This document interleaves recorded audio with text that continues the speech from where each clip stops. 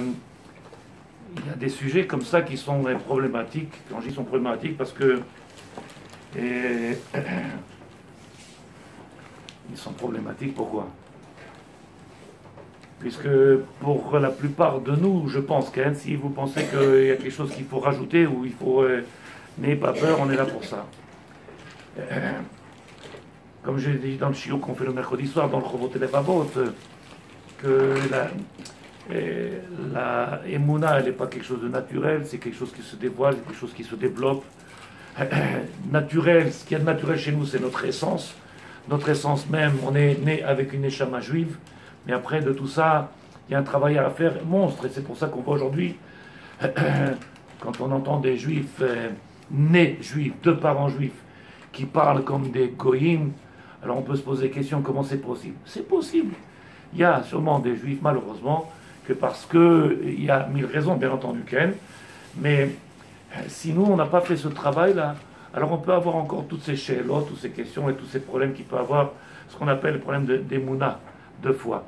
Et donc ce Shabbat-là, j'ai essayé d'apporter un petit peu à réfléchir sur les trois maîtres que vous connaissez, le Chazon Ish, le Chafetz Chaim et le Rabbi Nachman Breslev, qui nous ont enseigné quelque chose d'important, ce que j'ai vu dans le Siftei Chaim, si vous connaissez du Rav Friedlander. On avait enseigné il y a quelques années, le Rav il dit comme ça que le maître du monde, il était en colère contre Moshe Rabbeinu. Il était en colère contre lui. Vous savez ce que je vais dire, vous le savez, je le sais, mais de comprendre que Akadosh Baruch Hu, il peut être en colère contre Moshe Rabbeinu, qu'est-ce qu'il y avait de particulier dans le Maasé, l'action de Moshe Rabbeinu qui puisse mettre Hachem en colère? Il dit le Siftei Chaim, comme ça il écrit, Mana, il a empêché. Le maître du monde, il lui a demandé, en tant que guide, écoutez bien, en tant que guide, de venir ouvrir ce qu'on appelle Chush Haemuna. Ce qu'on appelle la Emouna, c'est la foi. Et ça, la foi naturelle, on l'a tous, mais elle est limitée. Elle est limitée. La deuxième étape, c'est un travail personnel. Et là, il lui a demandé à Moshe Rabbeinu de faire quelque chose qui va ouvrir cette émouna dans le cœur du peuple d'Israël. C'est pour ça qu'on a vu et on a expliqué que quand le peuple d'Israël a traversé la mer, ils ont traversé la mer, ils sont passés de l'Égypte, ils sont rentrés, ils ont fait un tour, ils sont revenus, ils ont fait un petit tour sur place. Là-bas, il y a marqué Vayaminu B'Hashem, Uv Moshe Avdo. Vayaminu, ils ont cru en Hachem, ils ont cru après en Moshe Avdo. Et on a apporté le Rambam, si vous vous rappelez. Je fais tout doucement, tout ça vous connaissez, mais ce que j'ai besoin de dire, il est tellement important qu'il faut le comprendre. Il y avait marqué que Vayireu Ha'am Vayaminu B'Hashem. C'est marqué comme ça dans la Shira que l'on chante. Vayireu Ha'am Vayaminu. C'est que la Emouna, elle ne peut venir que quand il y a de la crainte. Quelqu'un qui ne craint pas Dieu, il ne peut pas avoir d'Emouna. Vayireu Ha'am, qu'est-ce qui précède la Emouna? Qu'est-ce qui fait que la Emouna, elle peut rentrer dans le corps de l'homme? Elle peut rentrer chez nous. Alors c'est la Yirat Shamayim. Vadaï que la Yirat Shamayim, c'est pas quelque chose aussi de facile. On est en train de dire des choses qui sont simples. T'as la Yirat Shamayim, t'as plus de problème. Ça aussi, ça s'acquiert, ça se travaille. C'est pas quelque chose de naturel. C'est quelque chose de très compliqué. Comme ça, il écrit le Shlakadosh, comme ça, il écrit le Rav Salanter. Comme ça, ils écrivent tous les Baalei HaMussar. Donc, il faut d'abord la Yirat Shamayim, la crainte de Dieu, la crainte. Et après, on parvient à la Emouna. Vous êtes d'accord? Moshe Rabbeinu, il a fait quelque chose, il dit le Siftei Chaim. Le Pshat, je vous dis le Pshat. Ne me demandez pas de vous expliquer les profondeurs, je ne suis pas sûr de les comprendre. Mais à mon niveau, ce que j'ai compris, Moshe Rabbeinu, il n'a pas donné la possibilité au peuple d'avoir cette foi-là, celle dont je vous parle maintenant. C'est quoi cette foi-là? Cette foi qu'il n'y a plus de safek chez moi. C'est quelque chose de palpable. Je suis maintenant à un niveau de foi où les choses pour moi, elles sont palpables. Vous comprenez ce que ça veut dire, les choses palpables? C'est-à-dire, je ressens les choses, je vis les choses. Okay? Il y a ce qu'on appelle la foi naturelle, et il y a ce qui s'appelle Chush Haemuna. Chush Haemuna, c'est-à-dire, comme ça il dit le Lev Eliaou, le Rav Elodopian. Il dit quand il fait la bracha, que vous faites toutes, Baruch Ata Hashem, She'akol Nia Bidvaro. Qu'est-ce qu'il y a caché? Il vient, il dit au moment où je fais la bracha, Anichol Lishava, je peux vous jurer, Shani Ro'et Ashchina. Baruch Ata Hashem, je vois l'essence de la création de ce monde, je la vois là. Nous on voit un verre d'eau. Tu pourras me dire si c'est du cristal ou pas, si c'est de l'eau pétillante ou pas, mais lui il voit la Shrina, il voit d'où elle est venue cette force-là, cette grandeur-là, d'être capable d'arriver à venir, pas seulement y croire, mais de venir le palper, de le voir, ressentir, Rouche à Emouna. Et pourtant, combien de connaissances on a aujourd'hui? Combien de savoir? Si je prends n'importe qui de vous aujourd'hui, sans venir diminuer ou grandir quelqu'un, et je vous mets avec quelqu'un d'il y a 60 ans en arrière, mais en connaissance, vous êtes des ordinateurs. Mais pourquoi vous n'avez pas autant d'émouna qu'ils avaient à l'époque? Avec tout ce savoir que vous avez, tous ces shiurim de Torah, avant ils avaient une émouna tellement pshuta, mais quand ils parlaient à Dieu, ils parlaient avec Dieu. Moshe Rabbeinu, il a fait une erreur. Laquelle? Mana, il a empêché au peuple d'Israël de venir ressentir et vivre. Quelle erreur il a fait? Il y a marqué, si vous êtes d'accord avec moi, le maître du monde, il lui a dit avec Moshe Rabbeinu, Kach et amate, prends ton bâton, et le peuple il a besoin d'eau. Va faire sortir de l'eau de ce rocher. Et comment il devait faire sortir l'eau du rocher? Daber el asela. Parle au rocher. Alors tout le monde demande, alors pourquoi il a besoin de prendre le bâton s'il va parler? Okay.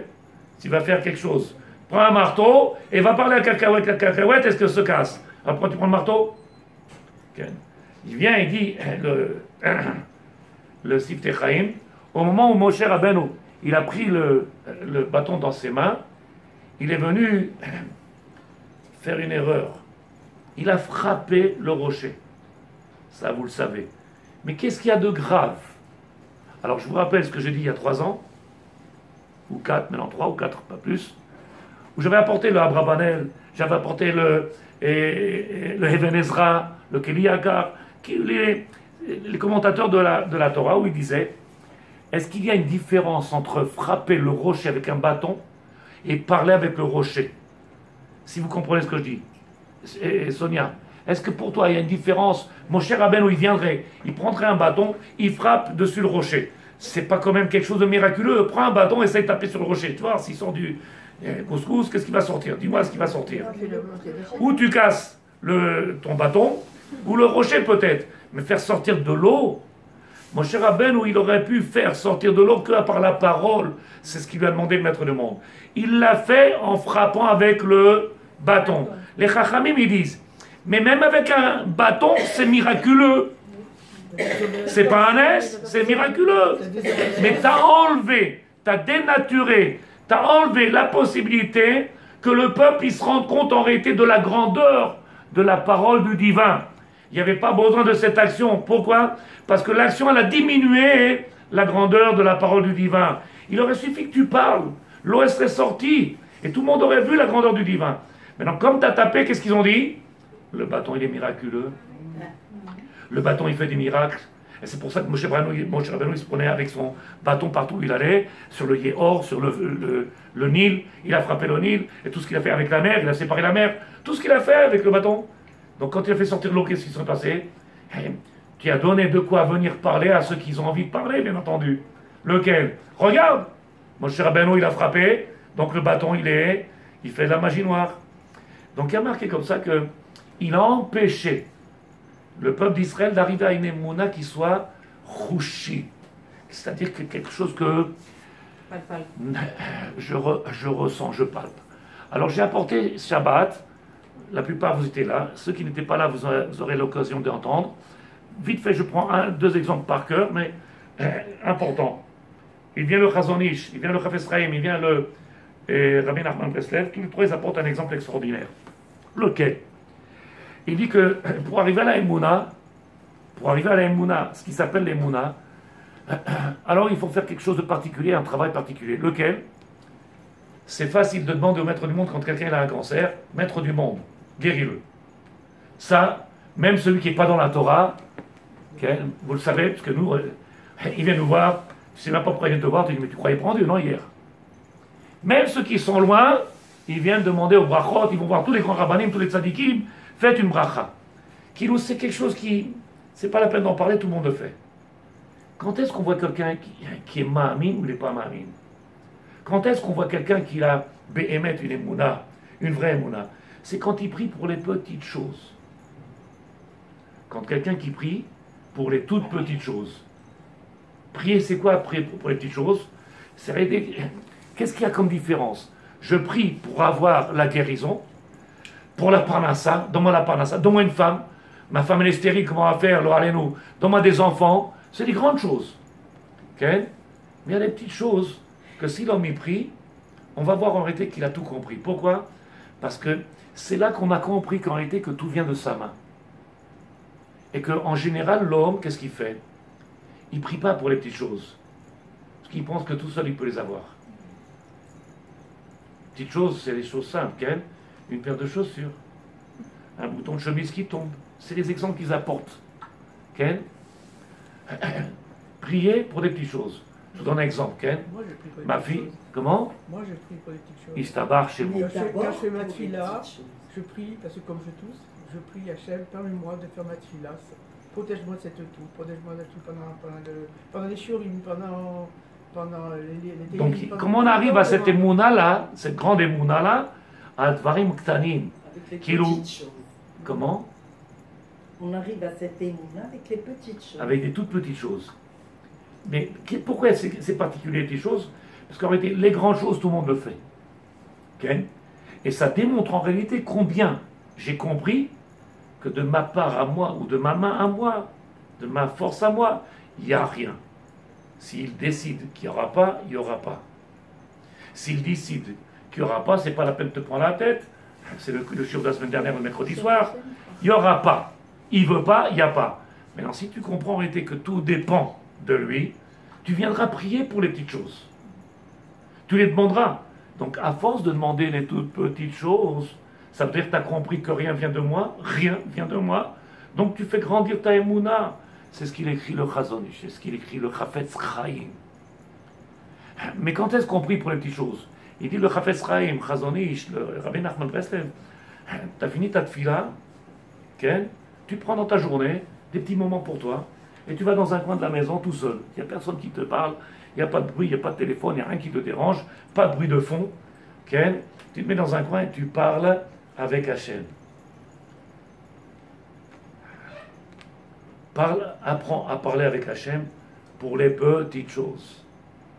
Je ne vais pas vous dire des cas que vous connaissez, les parents qui souffrent avec l'éducation des enfants, les parents qui souffrent avec ça, les parents, la dame qui vient de m'appeler à l'instant même, Arabe, c'est une catastrophe, vous pouvez venir. Je finis mon chir, je viens. On n'a pas le droit de dormir, nous, des heures normaux.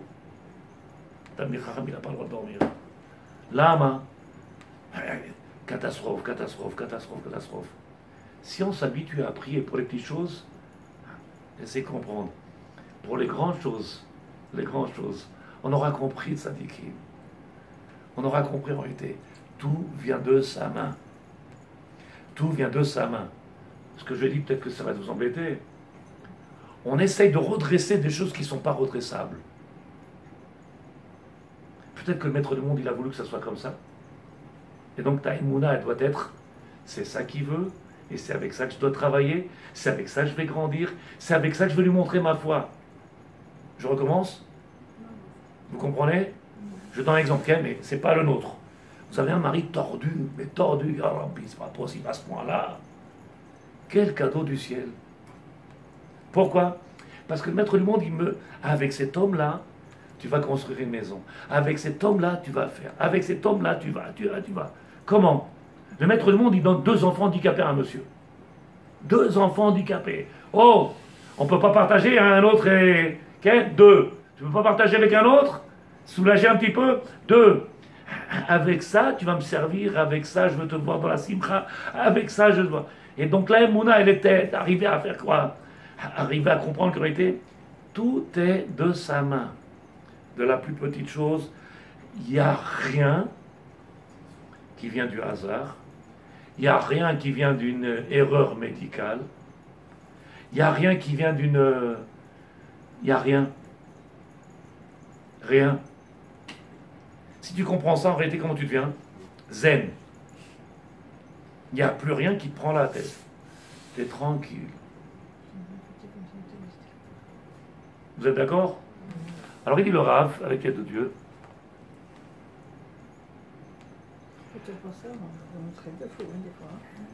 Le problème, il est ce que j'ai dit Shabbat, je crois, non, ou hier soir, j'ai dit. Hier soir, dans la veillée. Dans la veillée. J'avais dit que, malheureusement, moi je ne fais pas ma Torah par rapport aux autres. Quand je dis malheureusement, c'est que beaucoup, ils regardent beaucoup les autres et ce qu'ils vont dire, ce qu'ils vont penser. J'ai donné pendant cette semaine, la semaine d'avant et la veillée, il y a quelqu'un qui est venu de mon chiour, il m'a dit « Vous n'êtes pas tellement intelligent. » Je dis « Pourquoi ça dit que je ne suis pas intelligent ?» Il m'a dit « Non, écoutez bien d'abord, écoutez bien avant de dire. » Il a dit « Parce que vous avez fait une nuit entière de Torah sans vous arrêter. » Parce que les gens, ils ont été au buffet, ils ont mangé, ils ont bu. Et moi, je suis resté assis 4h30, j'ai donné cours. Sans me lever une seule fois. Sans me lever une seule fois. Les gens, ils sont faits, on pose, une pause. Ils sont partis, ils prennent un café, ils sont venus, ils sont assis, ils sont partis, ils sont venus. Ils ont marché un peu, ils ont besoin d'égourdir les jambes, d'égourdir la tête, d'égourdir ça. Je me suis rien dégourdi du tout. J'étais assis, non-stop. Il m'a dit, vous n'êtes pas intelligent. Je dis, pourquoi, Tzadik? Il m'a dit, parce que le Rav d'à côté, il est intelligent. Il a fait venir 4 rabbins. Ils ont parlé chacun 45 minutes. Et le matin, il est en pleine forme, le Rav. Ce matin, je ne pouvais pas venir à la tefila. Impossible de me lever. Je dois donner des comptes à personne. Je fais ma Torah pour moi. Je ne fais pas la Torah pour les autres. J'attends pas que les gens ils me regardent et me disent c'est bien ou c'est pas bien. Ou que les gens ils vont dire il est fou, il n'est pas fou. Je sais que je suis fou. Je sais que personne n'y croit à ce que je crois. Je le sais. Ils sont tous la tête dans le guidon, travaillent, parnassa, alors que moi je ne fais pas tout ça. On ne vit pas la même chose. Comme on ne vit pas la même chose, on ne peut pas avoir le même regard. On ne vit pas la même chose. On ne peut pas avoir le même regard, c'est impossible. C'est pas chose. Omer Arav, Lo yod'in klum. Nous savons rien. Rakabori yodea bidou kolma shetzarech lanu. Le maître du monde, il sait très bien ce qu'on a besoin. Uma madrega shelo. Et quel est le niveau que tu as dans ta foi qui te permet de venir avoir cette sérénité. Vekama ou karov la tikkun shelo. Et combien un homme il est près de son tikkun. Alors j'ai expliqué ça Shabbat. Je vous donne encore une fois avec l'aide de Dieu. Et après je rentre dans le sujet. Vous avez l'habitude d'entendre d'ici avec les femmes ou avec les hommes ailleurs. Mais il y a toujours un début. Et Bezrat Hashem on avance et on s'est amélioré et on fera plus après. Et. Moi j'ai dit comme ça. Le maître du monde il nous a donné des possibilités. Et si on était conscient des possibilités qu'on avait, des moyens qui nous ont été donnés, attribués à chacun, alors peut-être on ferait beaucoup plus. Est-ce que vous comprenez? Okay? Si je sais que j'ai un potentiel de pouvoir courir à 60 km/h et je cours à 40 km/h, je dis mais pourquoi tu cours pas à 60 km/h? Je peux pas? Comment tu peux pas? Est-ce que tu as essayé? Le problème est-ce que tu as essayé de courir à 60 km/h? Non. Donc en réalité tu ne sais pas si tu es capable d'arriver à cette vitesse ou pas. Donc qu'est-ce que tu fais? Si vous êtes d'accord avec moi, je ne sais pas si vous me suivez, tu te limites. Tu t'es limité, tu as couru à 40 à l'heure, tu t'es limité. C'est toi qui as décidé la vitesse que tu veux. Alors qu'il dit le Misilat Yesharim, à l'introduction de son livre, comme je vous ai dit, il faut que tu viennes et que tu prennes conscience qu'est-ce qu'il attend de toi, le maître du monde, et qu'est-ce que tu dois faire dans ce monde-là. Donc en réalité, quand j'aurais fait les efforts, j'aurais développé les efforts que le maître m'a donné, les potentiels. À ce moment-là, je dis, je ne peux plus courir plus vite que ça. Pourquoi? Parce que j'ai essayé. J'ai essayé, donc je sais, je ne peux pas faire plus. Vous n'avez qu'à regarder ce qu'ils nous disent nos rabbinim ou les scientifiques. Quand il y a un danger, une voiture qui passe, l'enfant va se faire écraser, la mère elle est prête à faire des bombes, à lever une voiture, où tu as trouvé cette force-là? Elle existe. C'est quelque chose qui existe, c'est pas quelque chose que tu as inventé, il existe. Sauf que la prise de conscience, la peur, le besoin, la nécessité, Elle a fait que tu as tout développé ce qu'il fallait au moment. Alors qu'est-ce que tu dis? Je peux pas, je suis fatigué, je suis pas prêt, je suis. Donc en réalité, de comprendre, Tzadikim, que tout dépend en réalité, tout dépend de combien je suis conscient et combien j'utilise mon potentiel. La tfila, elle est là pour ça. La tfila, elle est là pour ça. Qu'est-ce qu'elle fait la tfila? Plus je prie, et plus je fais tomber des barrières. Plus je prie dans ma tfila, et je demande à Akadosh Baruch Hu, et je comprends qu'en réalité, dans mes mains, il n'y a qu'une seule chose. Tout est dans les mains de Dieu, mais une seule chose est dans mes mains. Qu'est-ce qui est dans mes mains? La crainte de Dieu. Donc si je veux avoir la possibilité d'arriver à un certain niveau, ou arriver à faire certaines choses qui me sont demandées, il faudra que j'ai cet outil-là qui s'appelle la crainte de Dieu. Une fois que j'ai la crainte de Dieu, tout le reste, il découlera tout seul. Pourquoi? Parce qu'ils ne viennent pas de ma part, ils viennent de Dieu. Ils viennent de la main de Dieu. Donc il y a marqué. Non. Le respect, c'est le plus haut niveau de la crainte.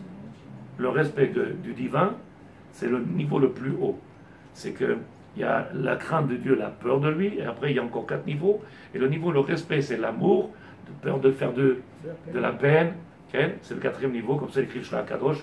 Ben, nous, on est, chez moi, on va y arriver. Alors pour ça, j'ai apporté avec l'aide de Dieu, vous voyez que j'ai dit encore une fois, j'essaie de me convaincre que c'est lui qui fait tout.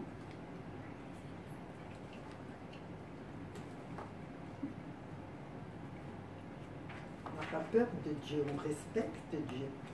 C'est à part chez moi, mais il y a marqué qu'il faut avoir peur de lui. Parce que quand je ne fais pas ce qu'il faut, ben, je suis obligé de venir nettoyer les vêtements que j'ai salis. Et les vêtements, ils sont passés au lavage à sec. Ça fait mal des fois. Ça fait peur. Okay. Alors il dit le Rav comme ça. Pourquoi il y a cette importance aussi grande pour la tfila? Écoutez bien le Rav.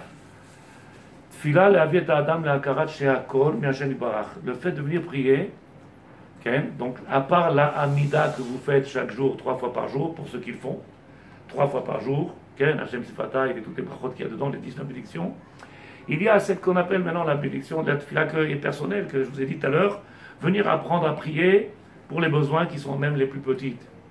Les plus petits. Les plus petits. Et comme ça, apprendre à grandir.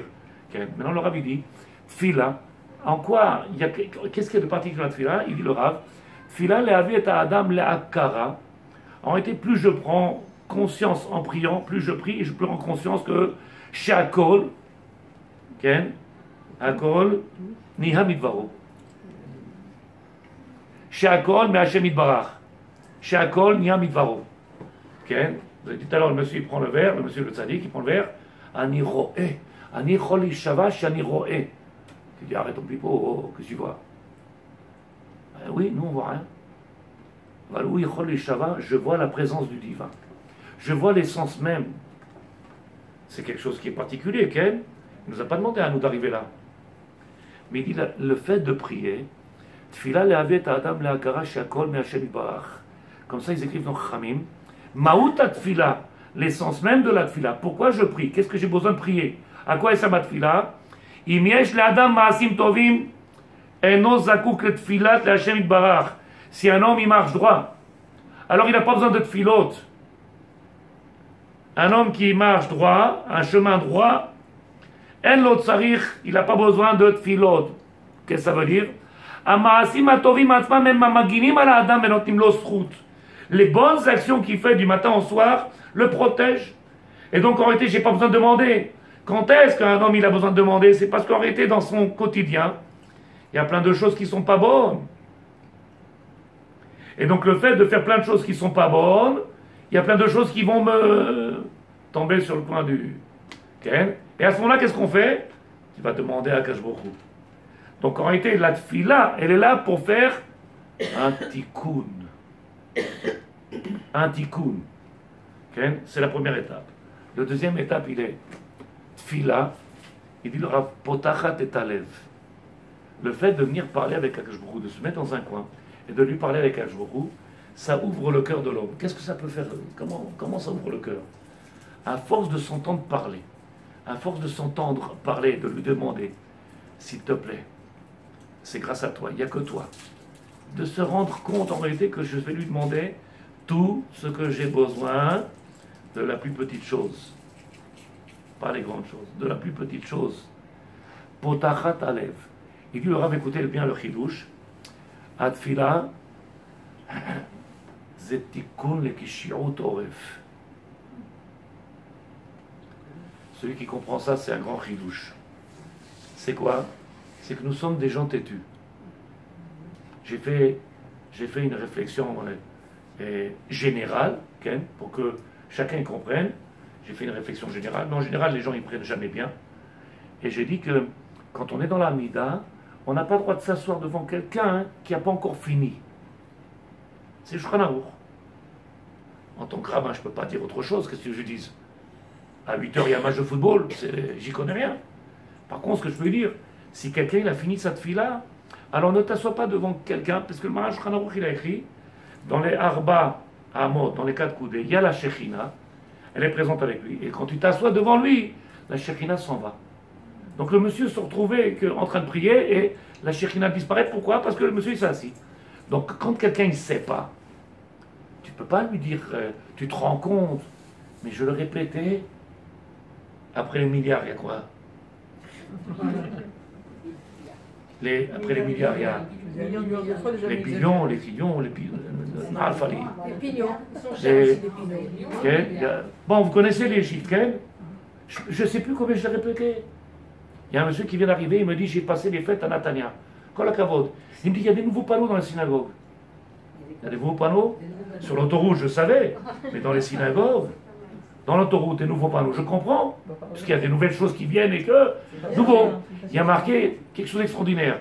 Si tu laisses ton téléphone ouvert pendant la tefila, alors ta tefila sera fermée. Et si tu fermes ton téléphone, alors tu. Extraordinaire, etc. Vous vous rendez compte jusqu'à où on est obligé d'arriver? Jusqu'à où on est obligé d'arriver? Mettre des pancartes. Ne réponds pas au téléphone pendant la tefila. Ta femme elle envoie un SMS. Achète du pain. Oui chérie. Amen. Oui, je suis là. Et j'ai dit comme ça gentiment. Ça dit qui? Combien je peux répéter?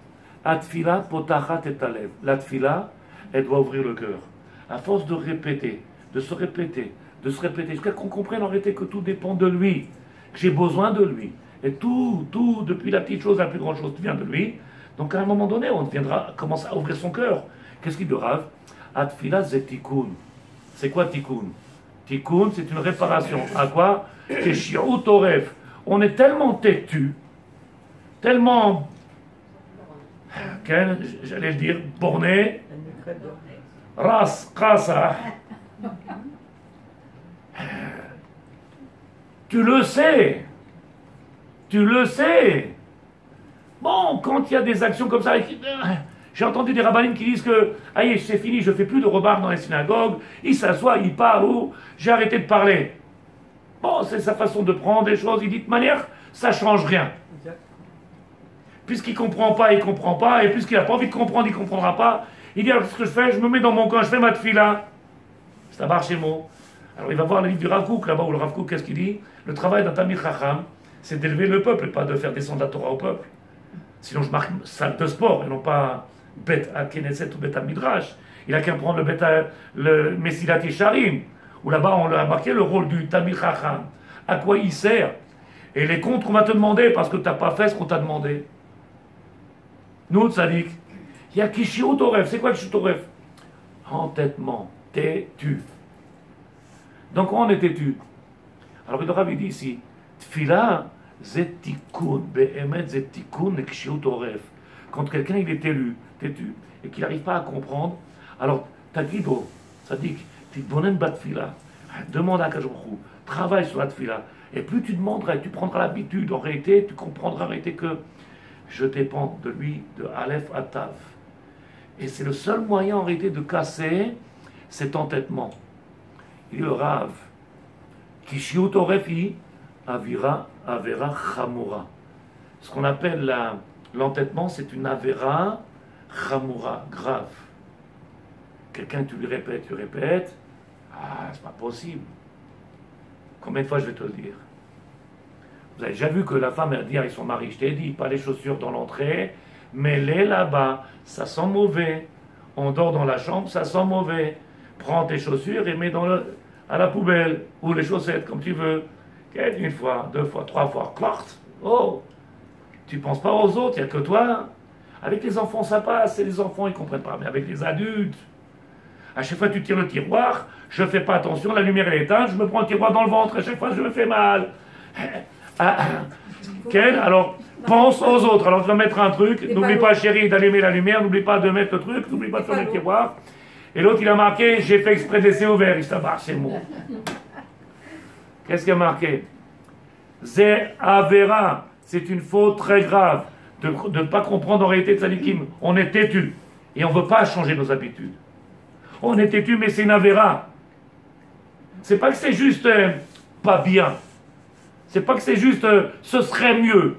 Mais c'est marqué. Kishiot oref i avera chamura. Comme ça il écrit Rashi. Rashi. Akadosh. Kishiot orfam. Les neged mochim ou maminim shmoa. En réalité, ça empêche, quand on est Kishiot oref, ça empêche de laisser pénétrer tout. J'allais dire quelque chose de grave, mais tout. Quoi tout? Même la divinité ne rentre pas. Et c'est ce qu'on fait tous les jours dans les Tachanonim. En ce moment, non, puisqu'on est encore dans les fêtes. Mais dans les Tachanonim, qu'est-ce qu'on dit? Kishienu Oref. Nous sommes un peuple à la tête. Tu as besoin de. Tu répètes, et tu répètes, et tu répètes. Admatai. Combien tu peux répéter? Une maman, elle ne baisse pas les bras de répéter à son fils. Ne mets pas la serviette par terre, ne mets pas le truc, accroche-le, pourquoi c'est par terre, le fait. Clac. Il y a des moments où ils ont laissé tomber. Il y en a qui une femme, elle a dit, je rentre plus dans la chambre de mes filles. Je dis pourquoi? Elle m'a dit, je ne sais plus si c'est une chambre ou si c'est... Je ne sais pas, il y en a partout, monsieur le rabbin. Combien leur ont pété? Je lui dis, quel âge ils ont? 6 ans, 7 ans? Elle me dit 17, 18 ans. 17, 18 ans, il n'y a rien à faire, ça fait 30 ans, je le répète, il n'y a rien à faire. Ils ont 18 ans, hein?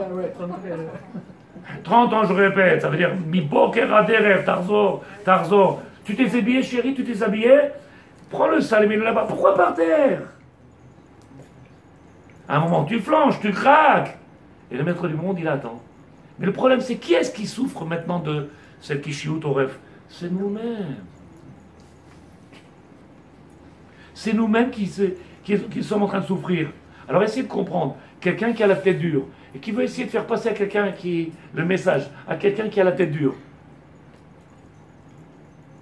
Si chez toi déjà c'est fermé, si c'est... Comment on dit? Okay? Comment tu veux que c'est? Essaie de comprendre.